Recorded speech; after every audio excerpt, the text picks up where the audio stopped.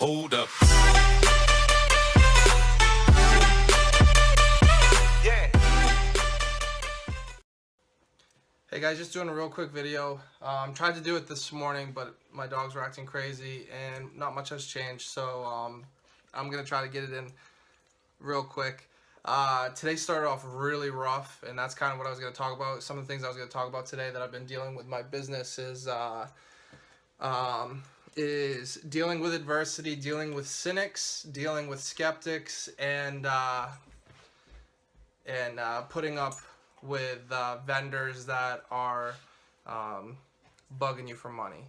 So those are the things I'm going to go over today.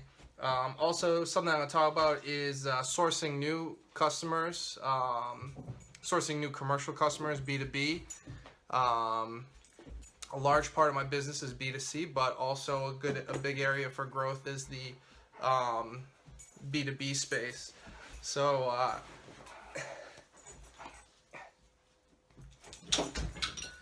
all right, so this morning started off rough. It was one of those days that you really don't want to get out of bed, and when you're self-employed, you actually have the option to whether or not you want to get out of bed or not, and so you have to seriously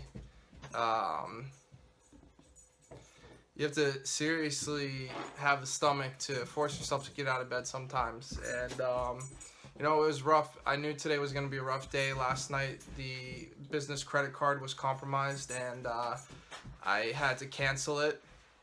I knew that there was a problem when there was a Domino's order in Lubbock, Texas. Kudos to Capital One for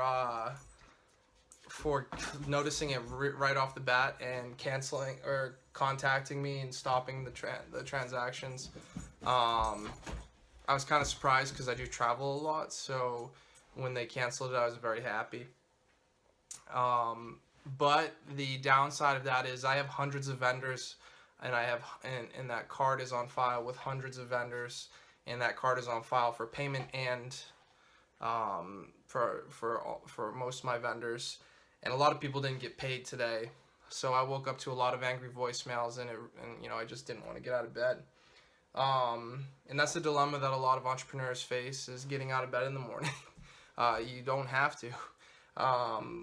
There are days where you don't want to, but you know, the ones that do and the ones that put in the work are usually the ones that stick around.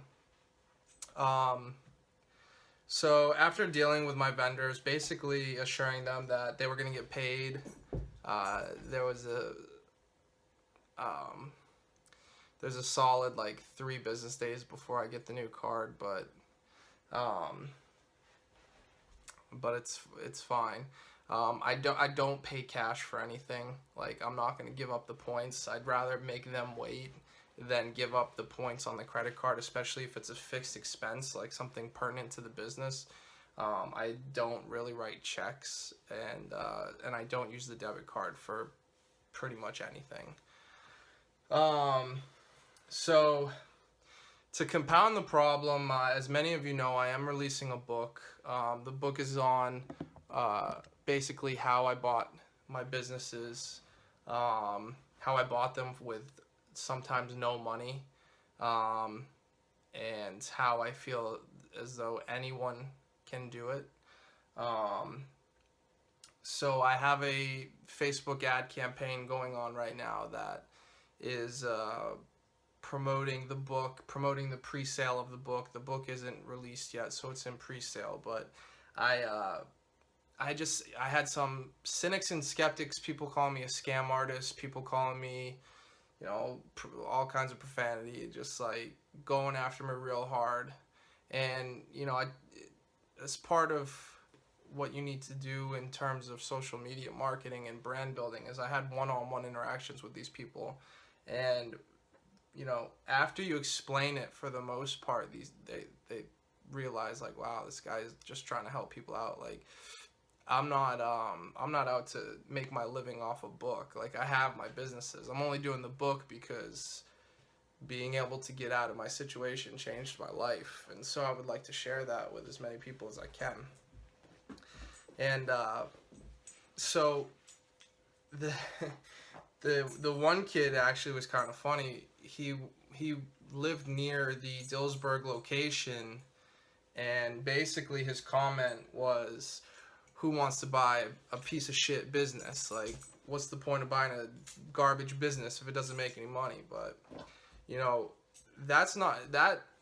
Even if it was, and that's not true, Mariloop's doing very well right now.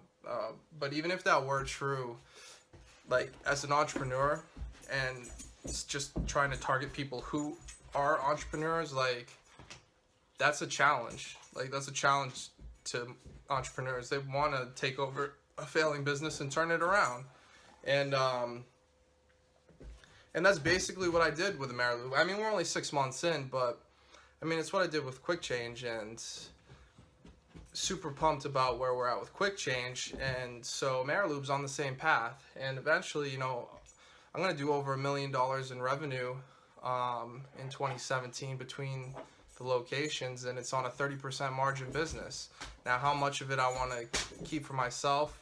It's probably very little. I'll probably put most of it back in. I plan on having 2-3 more locations next year. So, but I mean, at the end of the day, like if all you're looking for is financial stability and self-employment, like I found that, and I want to share how I found that. And so, you know, I'm not out to get anybody. I'm not out to trick anybody.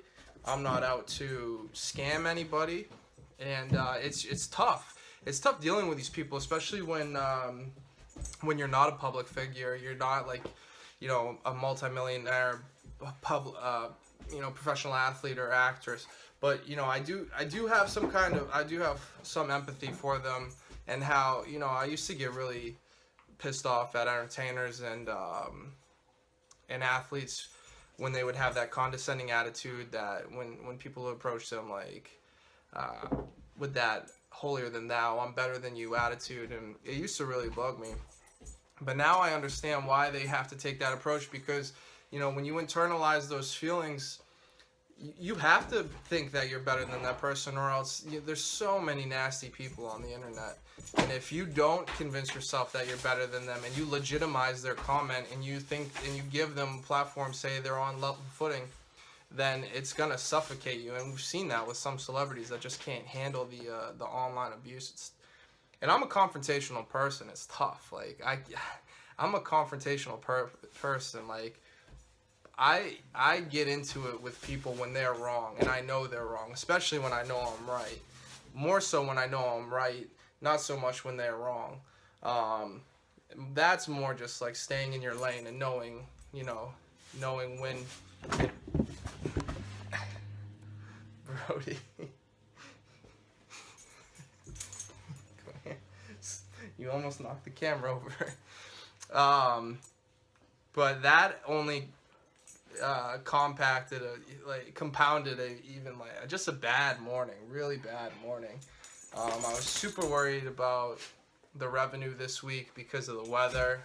We've been doing all right. The Pittsburgh store had a fantastic day. Today turned around real quick, and I got my invoices done, which might as well be a miracle, because I really need an intern to do my invoices, because I just suck at getting them done, and that's the biggest opportunity for this business, is getting those invoices taken care of and growing the fleet business.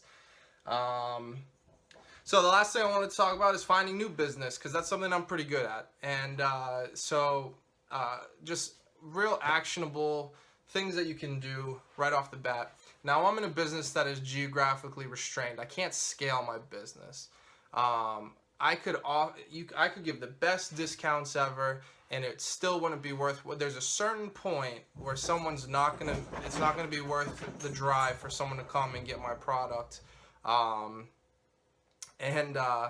Even if I gave it away for free, someone from New York's not going to drive to Pennsylvania just for an oil change. So, geographically speaking, put digital away.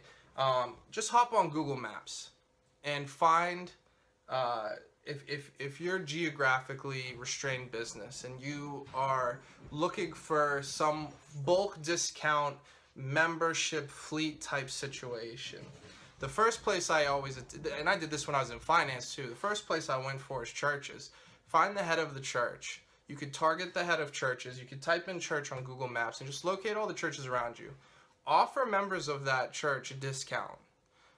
Offer it to the parishioner, the minister or the priest, and then he'll relay it during Mass.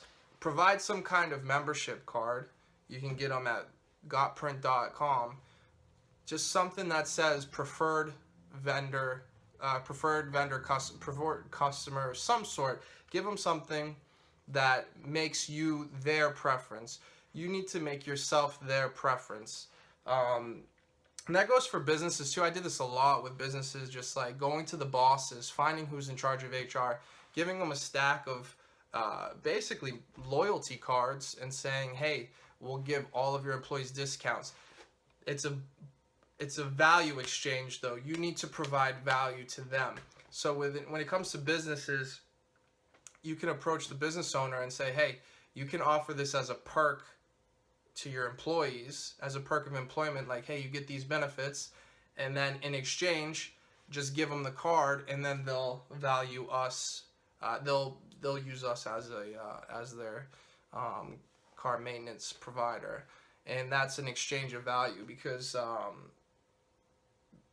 you can't go in just saying, hey, tell your employees to go to me. The guy's gonna say, why? You know, what are you offering me? I need something in exchange. So that's really it for today. I didn't really do anything else. Had a bunch of online orders from eBay. The eBay stuff's really blowing up. I'm really waiting to turn the corner. I need eBay to just like step it up a little bit so I can hire a full-time warehouse worker, because I cannot keep doing this on my own. Like, it's getting a little too much at this point. I mean, I'm complaining as if that's a problem. It's a good thing. It's a good problem to have, but now with the Pittsburgh store, I'm probably driving to Pittsburgh tomorrow. I got to fly back to Chicago. Looking at a couple of locations in New Jersey. Right now, I'm pretty much all over the place. The biggest thing going on right now is the rebranding of the stores. I sent a letter out to all my fleets, my commercial customers, saying that we're going to be rebranding to the new name. I'm already starting to do that, sending out letters. It's going to be fantastic, in my opinion. If you have any questions about my business, you have any questions about the book, if you have any questions about business in general, email me, costa@capogroup.com. Subscribe. I'm going to put out videos about my business, the journey of my business, the steps that I'm going through, all the little things that I'm just documenting this entire process from head to toe. I don't want to leave any stone unturned. I'm going to be completely transparent, so feel free to ask me anything. I'll have no problem answering it. Love to help you out. At Costa Capo at every single Instagram, Twitter, Snapchat. Hit me up.